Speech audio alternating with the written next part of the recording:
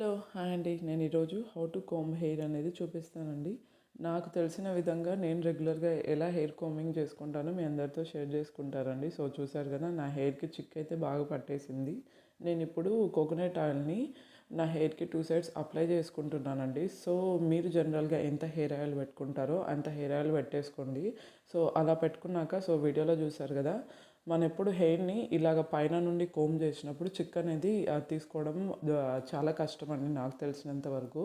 So అందుకే నేను ఇప్పుడు వీడియోలో చూపిస్తున్నట్టు ఫస్ట్ మనము హెయిర్ కింద నుండి కొద్ది కొద్దిగా చిక్కు తీస్తూ పైకి వెళ్ళామంటే చిక్కు తీసుకోవడం కూడా చాలా ఈజీ అండి. అండ్ అలాగే మనకి ఆ చిక్కు తీసేటప్పుడు పెయిన్ వస్తుంది కదా, పెయిన్ కూడా పెద్దగా రాదండి. నేనైతే ఇలానే ఫాలో అవుతానండి. నాకైతే చిక్కు తీసుకోవడం చాలా ఈజీ అనిపిస్తుంది. సో ఒకవేళ మీరు ఎవరైనా ట్రై చేసి ఉంటే మీకు ఎలా అనిపించిందో ఇలా చిక్కు తీసుకోవడం నాకు కామెంట్ సెక్షన్లో చెప్పడం మర్చిపోవద్దు.